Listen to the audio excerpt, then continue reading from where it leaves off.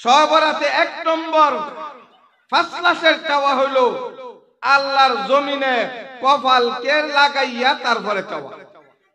আল্লাহর জমিনে কপালকে লাগাইয়া চাওয়া। দ্বিতীয় নম্বর পিতা মাতা আত্মীয় স্বজনের কবর জিয়ারতের মাধ্যমে চাওয়া। কথাটা বুঝছেন? তৃতীয় নম্বর সকলে মিলিয়া আলোচনা করিয়া তখন একসাথে দোয়া মোনাজাত করিয়া আল্লাহর কাছে চাওয়া। এর আগে খাঁটি ভাবে তওবা করতে হবে। 15 প্রকারের গুনাহ যাদের থাকবে এদেরকে আল্লাহ তাআলা রহমতের দৃষ্টিতে তাকাবে না।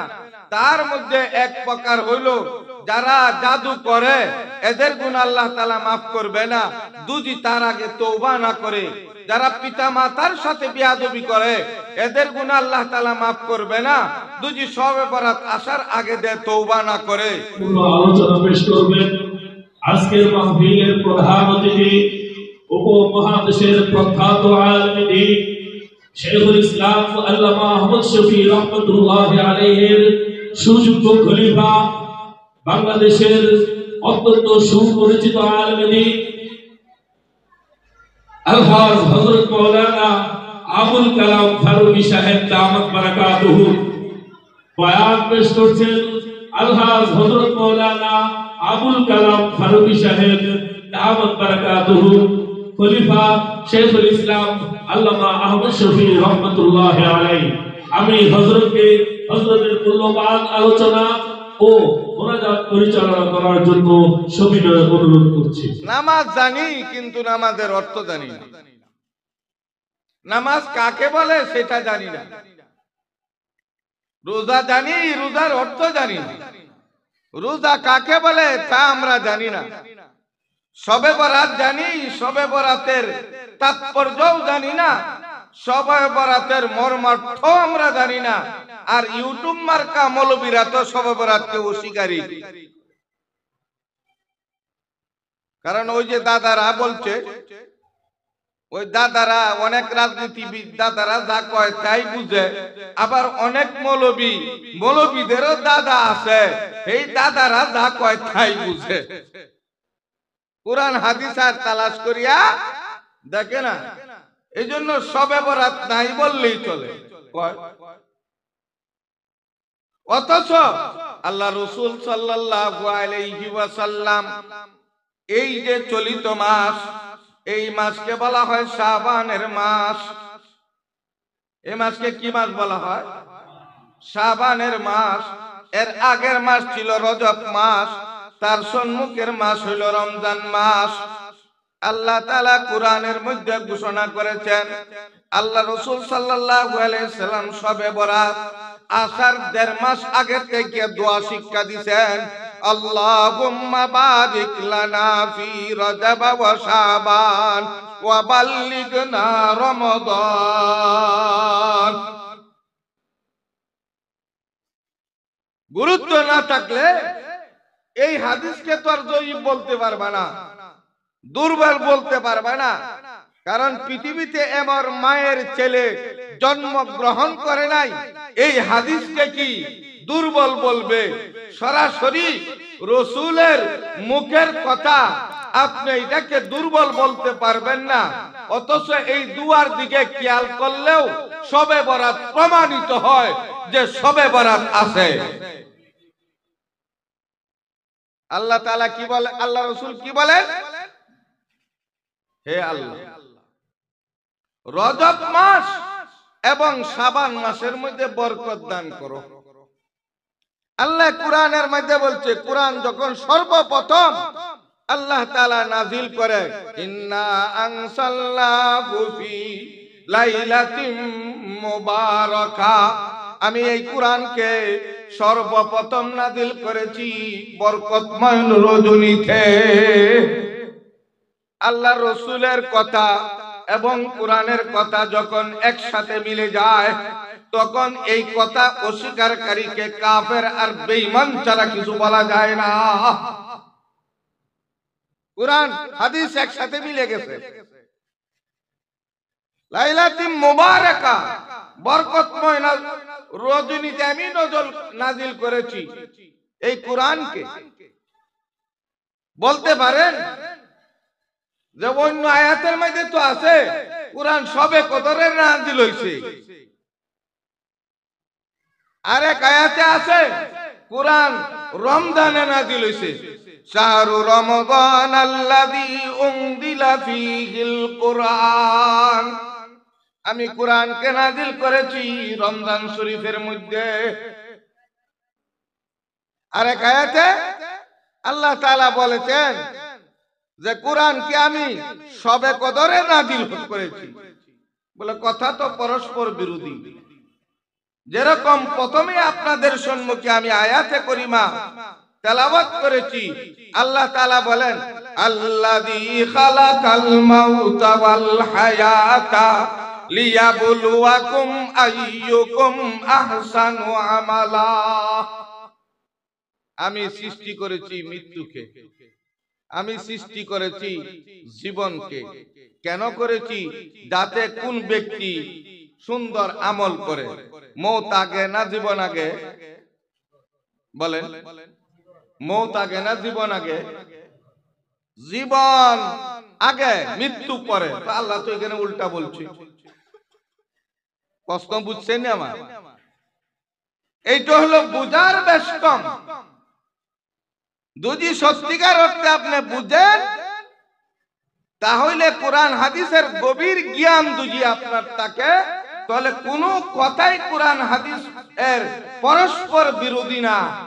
আর যদি আপনার জ্ঞান সঠিক করতে না থাকে, তাহলে কোরআনের আয়াতের এক আয়াত আরেক আয়াতের বিপরীত মনে হবে, এক আয়াত আরেক আয়াতের বিপরীত মনে হবে, এক হাদিস আরেক আয়াতের বিপরীত মনে হবে। যেমন উদাহরণ দিই, আপনারা তো মনে হয় এই ঢাকা শহরের মানুষ যারা আছেন তারা বাতাস ছাড়ুন, যেমন বায়ু আর কি, পিছনের রাস্তা দিয়া হাওয়া ছাড়েন না? ছাড়ে,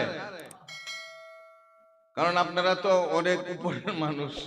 একটু হাসার কথাও কইলাম, মাঝে মাঝে তো কইতে হয়, কিন্তু এখানে রহস্য আছে। দেখেন, আপনি বাতাস ছাড়লো পিছনের রাস্তা, নামাজ ভাঙ্গে গেল গা, কই পুনরায় তুমি যদি নামাজ পড়তে চাও তাহলে ওযু করো। দুষ করলো হেই মিয়া, আর অপরাধ আর শাস্তি প্রমাণিত করে দিল আল্লাহ মিয়া হাতের উপরে, মুখের উপরে, মাথার উপরে, পায়ের উপরে, অথচ হেই মিয়ার কোনো শাস্তির এই কবর নাই। এটা তো যুক্তিতে আসে না।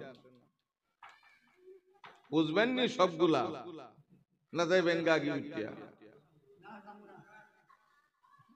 ওয়াজ বুঝতে হইব তো, বাড়িতে কিছু নিতে হইব। কি বাড়িতে কিছু বাসায় নিতে হবে। আপনাদের তো আর বাড়ি নাই, আমাদের মতন খোলামেলা বাড়ি নাই। আপনাদের তো কোঠুরি বাসা, যত বড় উঁচা বিল্ডিং এই হোক, আপনাদের এই বাসা হইলো অতখানি কুটুরি।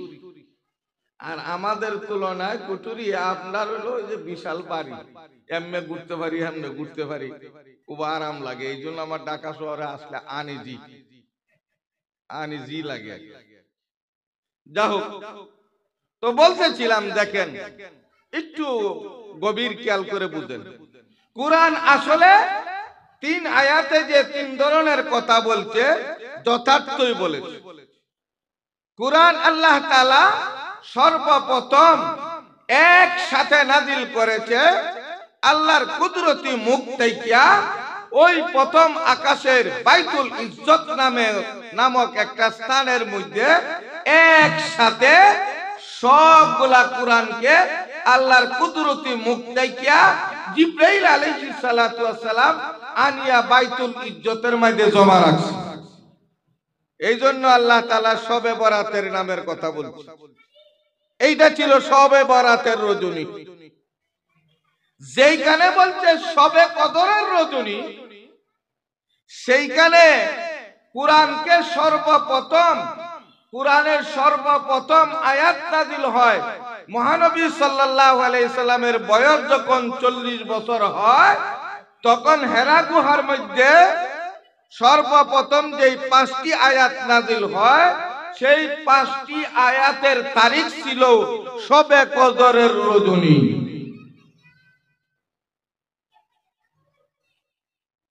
ইকরা বিসমি রাব্বিকাল্লাযী খালাক আসেনি? এই 5টা আয়াত কদরের রজনীতে নাযিল করেছে। আর একটা হলো সূরা ফাতিহা, পূর্ণাঙ্গ সূরা হিসাবে কোরআনের মধ্যে সর্বপ্রথম যে সূরা নাযিল হয় সেই সূরার নাম হলো সূরাতুল ফাতিহা, যাকে সমস্ত কোরআন শরীফের মা বলা হয়। আর সেই সূরা ফাতিহা আল্লাহ তাআলা মা যেহেতু আখ্যায়িত করেছেন, এই জন্য নির্ধারিত দিন রাখেন নাই, নির্ধারিত সময় রাখেন নাই, নির্ধারিত একটা মাসের মধ্যে কোন দিন নাযিল করছে আল্লাহ তাআলাই জানেন, আর দুনিয়ার কেউ জানে না। তাহলে পরস্পর বিরোধী রয়েছে কথা না? ঠিক আছে। অনেকে আবার কয় কি, কয় হুজুর শবে বরাতের কথা তো কোরআনে নাই, শবে বরাত শব্দ কোরআনে নাই, হাদিস শরীফে নাই, হাদিস শরীফে নাই। আরে বেয়াকুব, ও বেয়াকুব, বলো সব শব্দ হইলো ফার্সি, শবে বরাত শব্দ হইলো ফার্সি। বাংলা ভাষাটা উর্দু ভাষা, ইংরেজি ভাষা, ফার্সি ভাষা, আরো কয়েকটা ভাষার সংমিশ্রণ হইলো বাংলা ভাষা। এই বাংলা ভাষা এখন না ডিজিটাল বাংলা হইছে, কিন্তু আরো অন্তত 50-100 বছর আগে দিয়া এই দেশ শাসন করেছে ব্রিটিশরা, তখন এই দেশের মধ্যে আধিপত্য ছিল উর্দু আর ফার্সি, আর সেই শব্দটা সেইখানে চলে গেছে। এখন তোমার উর্দু আর ফার্সি শব্দ দিয়া কোরআন নাযিল হইছে নি? উর্দু আর ফার্সি শব্দ দিয়া আল্লাহ রাসূলের হাদিস বলছে নি? তাহলে শবে বরাত কিয়ামত পর্যন্ত যদি কোরআনে আর হাদিসে তালাশ করো তুমি পাইবা? বলে হুজুর নামাজ, আরে মিয়া বেয়াকুব, নামাজ শব্দটা কি? বাংলা শব্দ ধরেন বা উর্দু শব্দ ধরেন, বলেন তো এই নামাজ শব্দ কোরআন এবং হাদিসের কোথায়ও আছে? কোথায়ও নেই, নামাজ শব্দ নাই। আমি ভাষা বুঝতে হবে, নামাজ শব্দ নাই। রোজা শব্দ উর্দু শব্দ, আমরা যেটা জানি রোজা শব্দ কোরআন হাদিসের কোথায়ও নাই। কিন্তু তার প্রতিশব্দ যেটা, যেই রোজা যেই শব্দ থেকে আসছে as-sawm, সেইটা কোরআনে আছে। কুতিবা আলাইকুমুস সিয়াম, আছে না নাই কোরআনে? আকিমুস সালাহ, সালাত শব্দ আছে নি? তাহলে এই রকম ভাবে শবে বরাতের শব্দ কোরআনের মধ্যেও আছে, শবে বরাত শব্দ হাদিসের মধ্যে আছে। লাইলাতুম মিন নিসফি মিন শাবান, হাদিসে পাইছেন? কয় 15 তারিখের রজনীকে শবে বরাত বলা হয়। আবার আমাদের দেশীয় 15 তারিখ হিসাবে শবে বরাত, কিন্তু আরবি হিসাবে 14 তারিখ দিবাগত রাত্রে শবে বরাত। সব মানে রাত্রি, বরাত মানে বরকতময়। এই বরকতময় রজনী হইল সম্মুখের বৃহস্পতিবারের দিবাগত রাত্রি। মনে থাকবনি কথা? আল্লাহ কই আসবে? প্রথম আসমানে। কোন সময়? সূর্য অস্ত যাওয়ার সাথে সাথে। বলে তাহাজ্জুদের সময় আছে, ওইটা হইলো দৈনন্দিন, ওইটা হইলো ওই যে আমি আগে বলছি, একটা হলো আদতুল্লাহ আর একটা হলো কুদরতুল্লাহ। আরে আদতুল্লাহ লইয়া প্রত্যেকদিন শেষ রাত্রিতে আল্লাহ প্রথম আসমানে আসে, এই কথা যেরকম ভাবে ঠিক, আর আল্লাহ তাআলা শবে বরাতের রজনীতে আল্লাহর কুদরত লইয়া প্রথম আসমানে সূর্য অস্তের পরে আসে, এই কথাও সেরকম ঠিক। তোর কোরআন হাদিসের জ্ঞান নাই বিদায় তুই সেইগুলা বুঝছ না। বুঝতে পারছেন? আইসা কি ডাক দেয়, ও গুনাহগার আসনি কেউ, গুনাহ করতে করতে একবার শেষ করছো, জীবন বরবাদ, মৃত্যু আইসা গেছে, মৃত্যুর কিনারায় দাঁড়ায় রইছো, চাও আমার কাছে মাফ চাও, আমি মাফ করে দিয়েছি। আজ যে মাফের গাঁটটি লই আইছি, তবলিগলা যেরকম গাঁটটি লয়ে যা, আজকে আমি মাফের গাঁটটি লইয়া তোমরার কাছে আইছি। তোমরার কি কাছে চাও? আসলে কোন অসুস্থ ব্যক্তি চিকিৎসা করতে করতে সিঙ্গাপুর পর্যন্ত গেছো, চিকিৎসা করতে করতে মাদ্রাজ গেছো, চিকিৎসা করতে করতে থাইল্যান্ড গেছো, চিকিৎসা করতে করতে লন্ডন গেছো, আমেরিকা গেছো, বালার অওনা আসলে এরকম না বালাও হোনেওয়ালা মানুষ, তুমি আমার কাছে রোগ মুক্তির জন্য দোয়া চাও, আমি তোমারে রোগ মুক্ত করে দিই। আসনি অভাবগ্রস্ত কোন ব্যক্তি অভাবের তাড়নায় স্বর্ণ হাত দিলে ছাই হয়ে যায়, আর কেউ ছাই হাত দিলে স্বর্ণ হয়ে যায়, এরকম অভাবগ্রস্ত কোন ব্যক্তি আসনি, আজকে আমার কাছে চাও, যদি চাওয়ার মতন চাইতে পারো, আমি তোমার জীবন পরিবর্তন করিয়া দিয়া তোমাকে অভাব মুক্ত জীবন দান করব, তোমার টাকাও থাকবে না, টেহাও থাকবে না, পাবো না, অভাব না। এরকম মানুষ আছে যারা আল্লাহর উপরে তাওয়াক্কাল করে চলে, আল্লাহর উপরে ভরসা করিয়া চলে, এদের টাকাও লাগে না আর টাকার অভাবও থাকে না। যাদের বেশি আছে তাদের অভাবেও বেশি আছে। যেরকম জহুরুল ইসলাম সাহেব আমাদের কিশোরগঞ্জের বাংলাদেশের শ্রেষ্ঠ দুনিয়াসীন, মৃত্যুর সময় 200 কোটি টাকা ঋণ তুই মৃত্যুবরণ করেছে। বুঝতে পারছেন? শ্রেষ্ঠ ধনী আপনাদের দিক দিয়ে আছে, ঠিক না? আফতাবনগর আছে, আমি ওনার মাদ্রাসায় গেছি, তো লাভ কি হইল? তাহলে ওনার অভাব বেশি ছিল, মৃত্যুবরণ করছে। আর এমন ব্যক্তি আছে যে 1 টাকাও ঋণ রেখে সে মৃত্যুবরণ করে।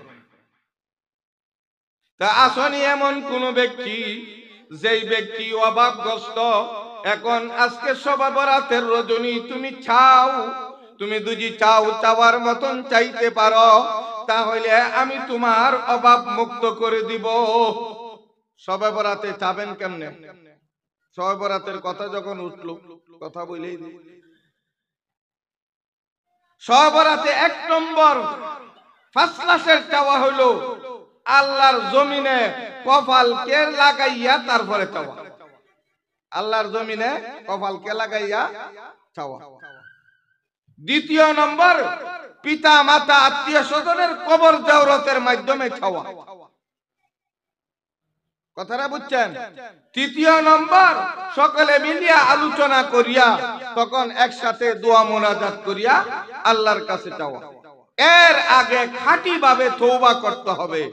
পণ্ড প্রকারের গুনাহ যাদের থাকবে এদেরকে আল্লাহ তাআলা রহমতের দৃষ্টিতে তাকাবে না। তার মধ্যে এক প্রকার হইল যারা জাদু করে, এদের গুনাহ আল্লাহ তাআলা মাফ করবে না যদি তার আগে তওবা না করে। যারা পিতা মাতার সাথে বেয়াদবি করে, এদের গুনাহ আল্লাহ তাআলা মাফ করবে না যদি শবে বরাত আসার আগে দে তওবা না করে। তো এরকম ভাবে যেই ব্যক্তি টাকুর নিচে দেয়া পায়জামা বা লুঙ্গি পরিধান করে, এর গুনাহ মাফ করবে না যদি শবে বরাত আসার আগে তওবা না করে। যেই ব্যক্তি ঢোল তবলা বাজায়, এই ব্যক্তির গুনাহ মাফ করবে না যদি শবে বরাত আসার আগে দে তওবা না করে। যেই ব্যক্তি সুদ খায়, সুদের সাথে জড়িত, সুদের ব্যবসার সাথে জড়িত, যতক্ষণ পর্যন্ত সে তওবা না করবে অতক্ষণ পর্যন্ত আল্লাহর রহমতের গাঁটটি লয়ে আইসাও আল্লাহর রহমতের দৃষ্টিতে তার দিকে তাকাইবে না।